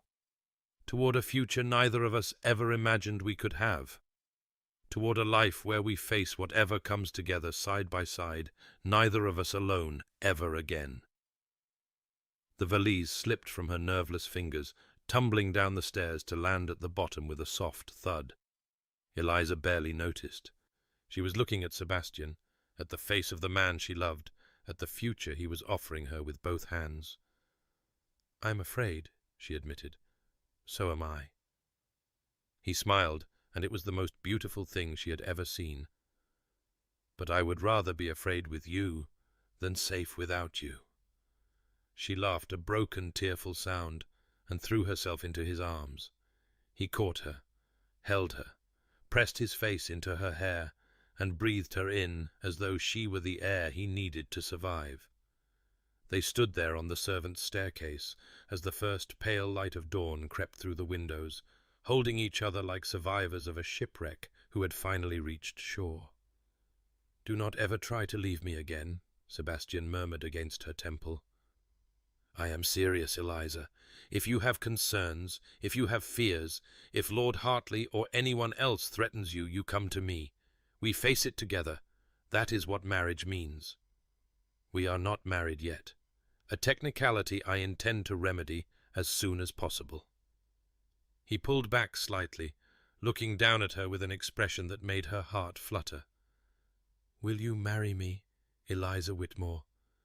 Not because I declared myself at dinner, not because society expects it, not because you have no other options, but because you love me, and I love you, and neither of us is willing to live without the other." "Yes." The word came easily now, without hesitation, without fear. "Yes, I will marry you. Today, if you like." Today might be slightly ambitious. His lips curved into a smile. "But I believe I can arrange something within the week." And when he kissed her, there on the staircase with the dawn breaking around them, Eliza finally understood what it meant to be truly home. Lord Hartley departed Thornfield that morning. He did not depart quietly. Sebastian had summoned him to the study at first light, and what passed between them Eliza never learned in full. But she heard fragments through the door Sebastian's voice, cold and deadly, outlining in precise detail every piece of information he had gathered about Lord Hartley's own financial irregularities, his questionable business dealings, his attempts to sabotage the riding expedition. "The jump was tampered with," she heard Sebastian say, his tone flat, with controlled fury. "I have sworn statements from 2 grooms who witnessed you near the course the evening before. I have documents proving that you have been embezzling from your own estates for years. And I have testimony from Lady Sinclair herself, who was only too happy to reveal your involvement in her scheme once she realized you had abandoned her to face my wrath alone." Lord Hartley's response was inaudible, but Sebastian's reply was perfectly clear. "You will leave my house within the hour. You will return to London and withdraw from society for the foreseeable future. You will never speak to or about Lady Whitmore again. And if I hear so much as a whisper of the lies you attempted to spread, I will destroy you so completely that your own children will not recognize your name." When Lord Hartley emerged from the study, his face was grey and his hands were shaking. He did not look at Eliza as he passed her in the corridor. He did not look at anyone. He simply collected his belongings and fled, and Thornfield seemed to breathe a sigh of relief at his departure. "What will happen to him?" Eliza asked when Sebastian emerged from the study. "Nothing he does not deserve." Sebastian's expression softened as he looked at her. "The document he gave you, it may have been genuine, but the circumstances of how he obtained it were certainly not. Your father's papers were sealed by the courts after his death. Hartley bribed a clerk to access them, seeking anything he could use as leverage. He has been planning this for months, waiting for the right moment to strike. But why? What did he hope to gain? Power, influence, the satisfaction of destroying something I valued." Sebastian took her hands, his thumb tracing gentle circles across her palm. Men like Hartley cannot bear to see others succeed where they have failed. Your father ruined him financially years ago, legitimately, as it happens, in a business dealing that Hartley himself initiated. He has been nursing that grudge ever since, and when he saw an opportunity to hurt both of us at once, he took it. He took it, and he failed. Sebastian raised her hands to his lips once more.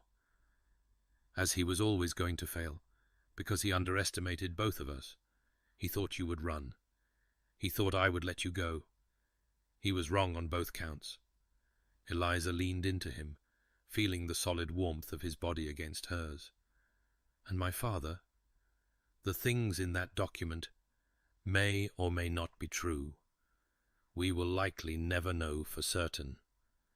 His voice was gentle. But I meant what I said on the staircase, Eliza. Whatever your father did or did not do, it does not define you.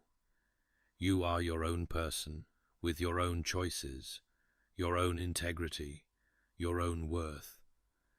Nothing he did can change that.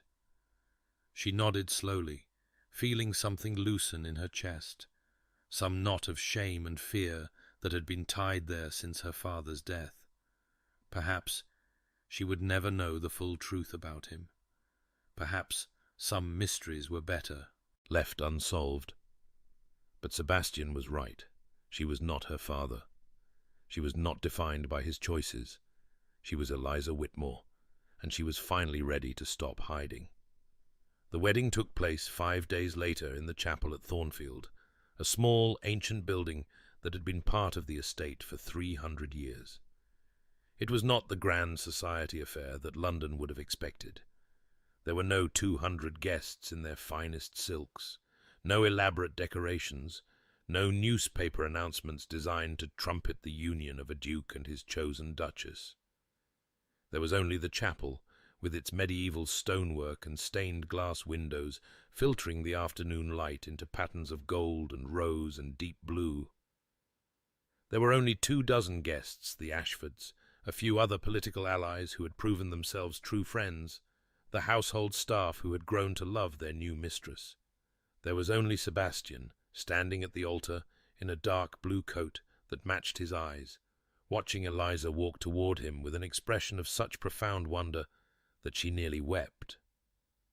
And there was Eliza herself, wearing a gown of ivory silk that Sebastian had commissioned from London's finest modiste, her copper hair threaded with tiny white flowers, her mother's pearls around her throat. The pearls had arrived the morning after her attempted flight, delivered to her chambers in a velvet box with a note in Sebastian's handwriting. "These were sold to pay your father's debts.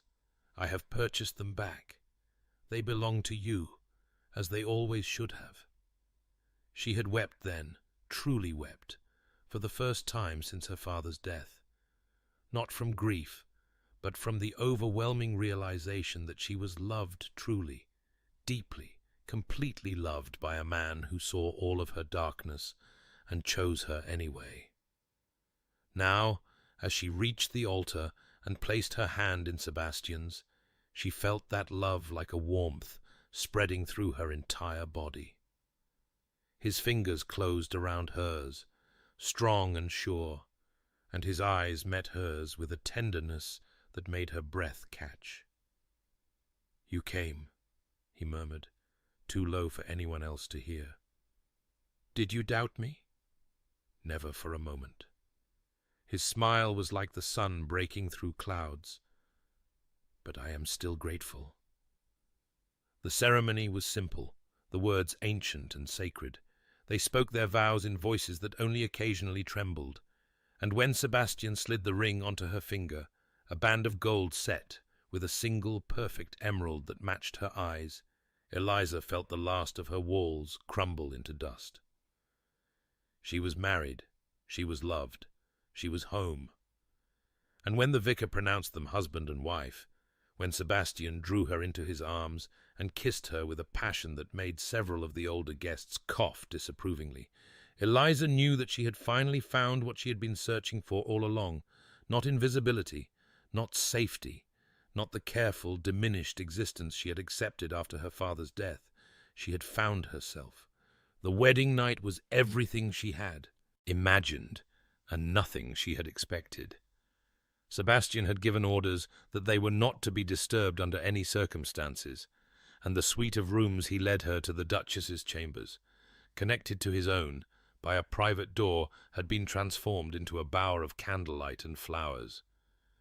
"This is too much," Eliza breathed, looking around at the rose petals scattered across the bed, the champagne chilling in a silver bucket, the fire crackling warmly in the hearth.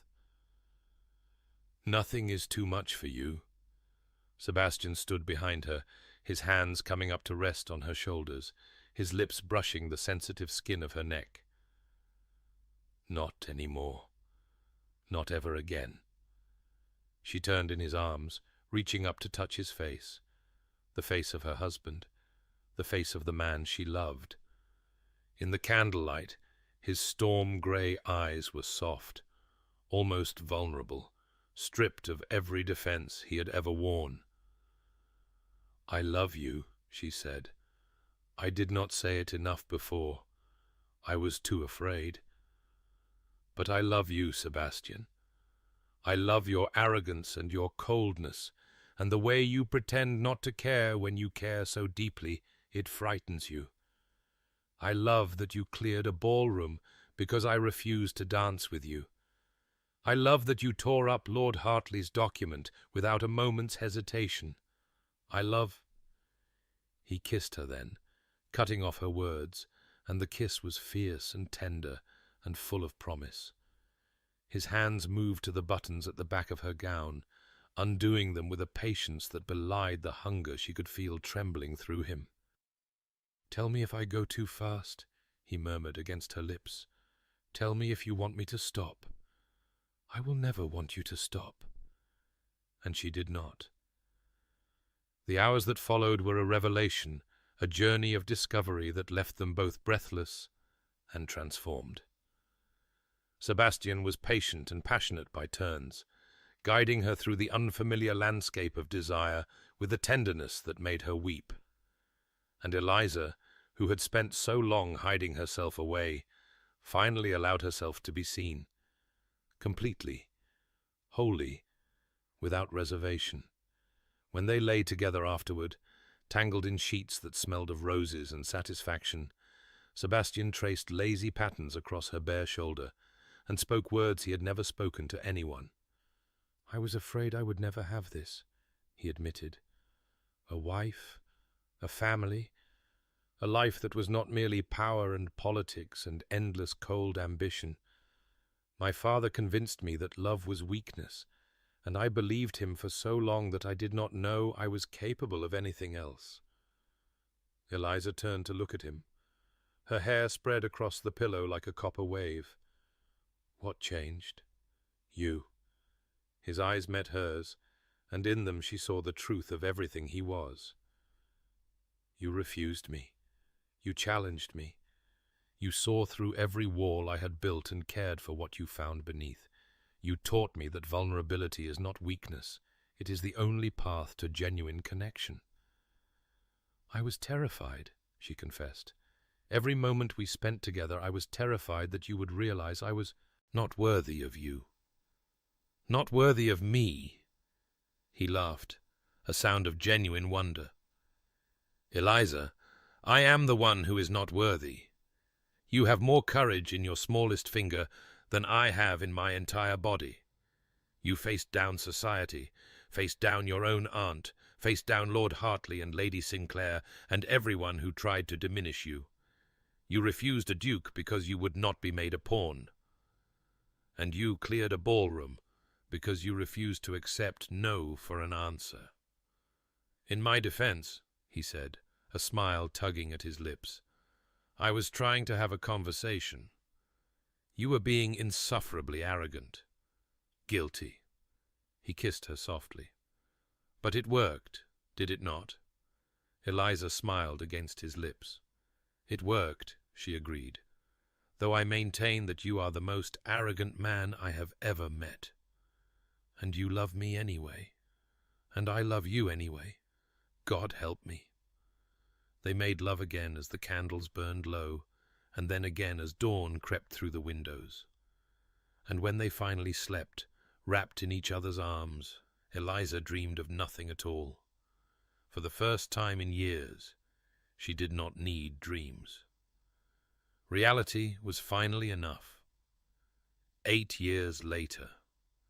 Thornfield Manor in summer was a different place entirely from the cold, austere house Eliza had first encountered on that grey afternoon so many years ago. The windows stood open, letting in the warm breeze and the scent of roses from the garden. The corridors that had once echoed with silence now rang with the sound of children's laughter. The formal rooms that had been designed to intimidate rather than welcome had been transformed piece by piece into spaces of warmth and life.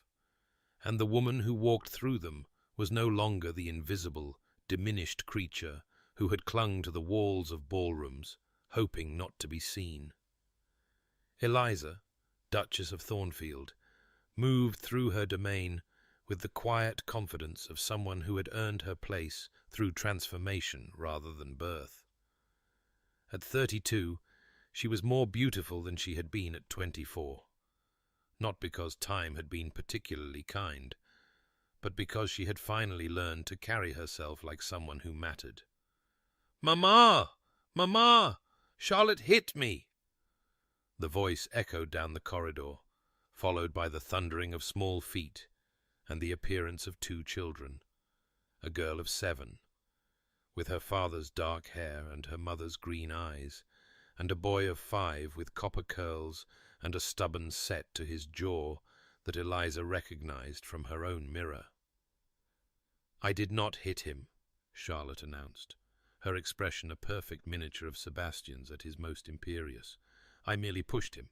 There is a difference." "There is not a difference when you are pushing your brother into the lake," came a deeper voice, and Sebastian emerged from the garden door with their youngest child in his arms, a girl of barely 2, drowsy from the heat, her dark curls plastered to her flushed cheeks. "She pushed me into the shallow part," William protested. "I was hardly even wet." "You were extremely wet," Charlotte said, "and you deserved it. You called me a name. I called you Charlotte. That is your name. You called me Charlotte the Horrible, and you know it." "Enough!" Eliza held up a hand, and both children fell silent immediately. Even at 7 and 5, they had learned that their mother's quiet authority was not to be tested. "Charlotte, you will apologize to your brother for pushing him into the lake, regardless of what he called you. William, you will apologize to your sister for calling her names, and both of you will go to the nursery and change into dry clothes before cook serves tea." "But Mamma, now." The children exchanged glances, recognized the futility of argument, and retreated toward the staircase with only minimal grumbling. Eliza watched them go, a smile tugging at her lips despite her stern expression.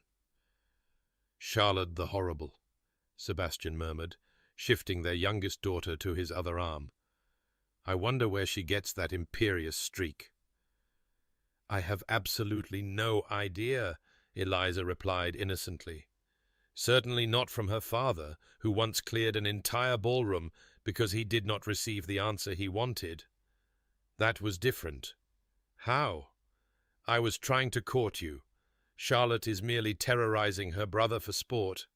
But he was smiling as he said it, and when he leaned down to kiss her, Eliza felt the same flutter of joy she had felt on their wedding night, unchanged by time. Little Sophia stirred in his arms, blinking sleepily. "Mamma?" "Hello, my darling." Eliza brushed a curl from her daughter's forehead. "Did you have a nice nap?" "Papa read me a story." "Did he? What story?" "The one about the princess who refused to dance with the prince." Sophia yawned hugely. "Papa says that's how you and he fell in love." Eliza met Sebastian's eyes over their daughter's head, and something warm and private passed between them. "Your papa," she said, "is a very wise man." "I try." Sebastian's free hand found hers, their fingers intertwining with the ease of long practice. Though I believe I may have simplified the narrative somewhat for our youngest audience member. You left out the part where you cleared the ballroom? I left out several parts. She is only 2. There will be time for the full story when she is older. His eyes softened. When she is old enough to understand that love is not about grand gestures, but about the small moments, the daily choices. The decision to stay when leaving would be easier. Eliza felt tears prick at her eyes. Happy tears, the kind she had never imagined she would shed. 8 years of marriage, and Sebastian could still move her with a handful of words. "I love you," she said. "Have I told you that today?" "Only twice. I was beginning to worry." She laughed and leaned into him, their daughter drowsing between them, and looked out the window at the gardens, where their older children were now running through the roses, their quarrel apparently forgotten. Life at Thornfield was not always peaceful. Charlotte had inherited her father's temper along with his colouring. William had his grandfather's reckless streak, which terrified Eliza on a regular basis, and Sophia, sweet as she was, had already demonstrated a talent for manipulation that would serve her well in society. But it was a life, a real life, a life Eliza had never dared to imagine during those dark years of invisibility and shame. "What are you thinking?" Sebastian asked, watching her face. "I am thinking that I am happy." She looked up at him, memorizing the lines of his face, the silver that now threaded more heavily through his dark hair, the creases at the corners of his eyes that had not been there 8 years ago, the softness in his expression that she alone was permitted to see.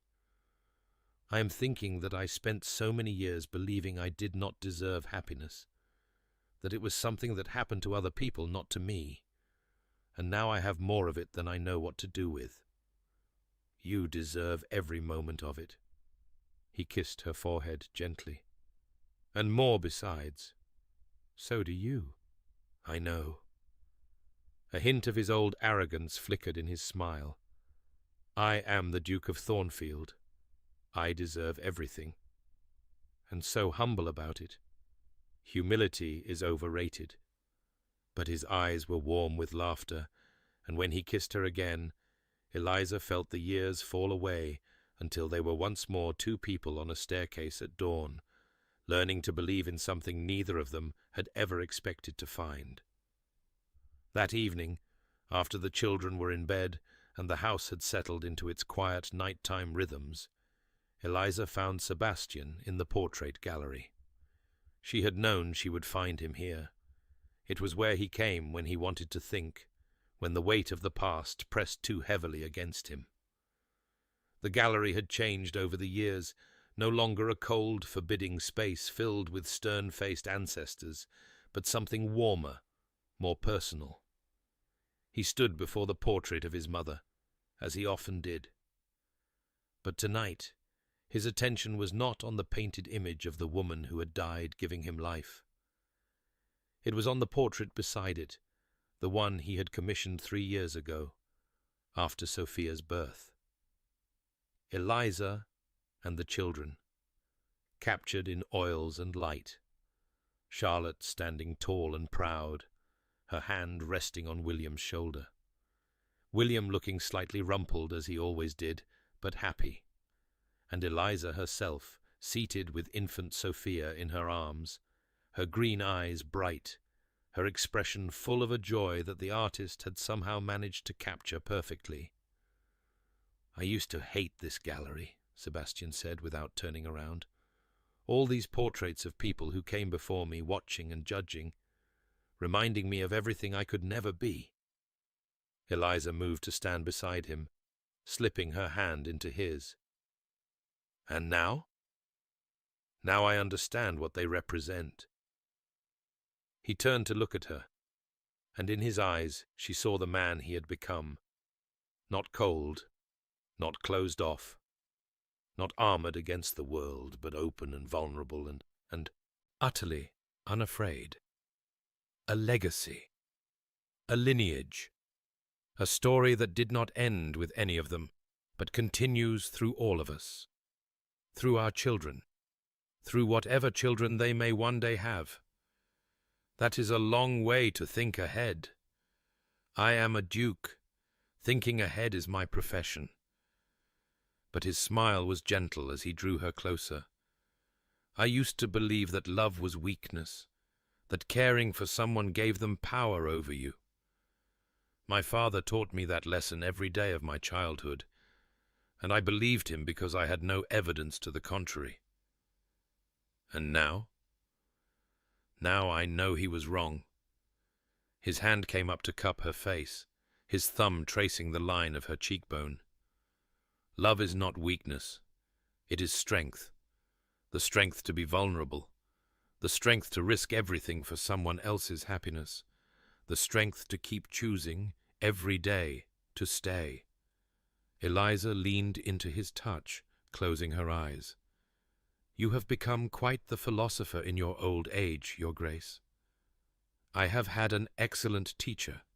Who? A woman I met at a ball. His voice was low, intimate, full of memory. She refused to dance with me. She was utterly unimpressed by my title and my fortune.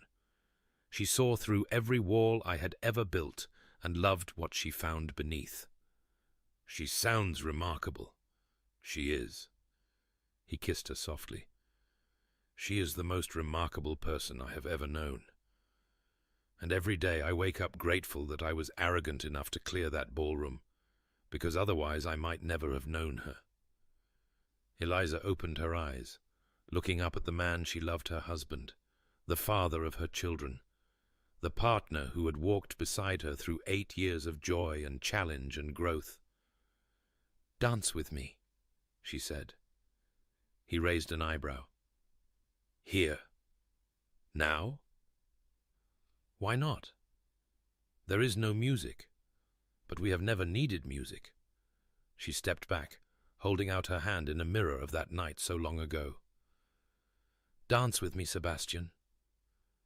He took her hand, drew her into his arms, and they danced, there in the portrait gallery, surrounded by the painted eyes of generations past and the living love of generations to come.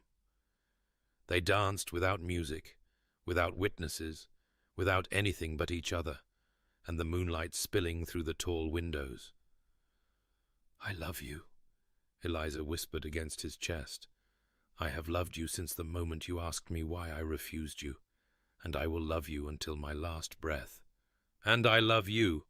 His arms tightened around her. "My stubborn, brave, beautiful wife. My duchess. My heart." They danced until the moon set, and the first pale light of dawn began to touch the horizon. And then, hand in hand, they walked through the quiet house, pausing to check on sleeping children, to adjust a blanket here and close a window there until they reached their chambers. There, in the warmth of the room they had shared for 8 years, with the fire crackling and the bed inviting, and the whole of their lives stretched out before them, Sebastian pulled Eliza close one final time. "I have a confession to make," he said. "Oh?" "That night at the Hartwell ball, when you refused me, I was not merely intrigued, I was terrified." Eliza laughed softly. "Terrified? You?" "Terrified." He nodded seriously. "Because in that moment when you looked at me and said no, I felt something I had never felt before, something that made me realize every wall I had ever built was meaningless, something that made me understand I had been living half a life, and you were the only one who could make it whole. You have never told me that before. I have never been brave enough." His eyes held hers, grey and silver and full of love. "But I am brave now. You made me brave. You make me brave every single day, and I will spend the rest of my life trying to be worthy of that gift." Eliza reached up and kissed him slowly, tenderly, with all the love she had never believed she would find, and all the joy she had never dared to hope for. "You are already worthy," she said. "You always were. You just needed someone to show you." And as they came together in the soft light of dawn, Eliza thought about the girl she had been 8 years ago, the invisible girl, clinging to ballroom walls, believing herself diminished and worthless and undeserving of love. That girl had been wrong about everything. Because she had been seen, she had been chosen. She had been loved, not despite her flaws and her past and her fears, but because of them. And she was finally, irrevocably, completely home.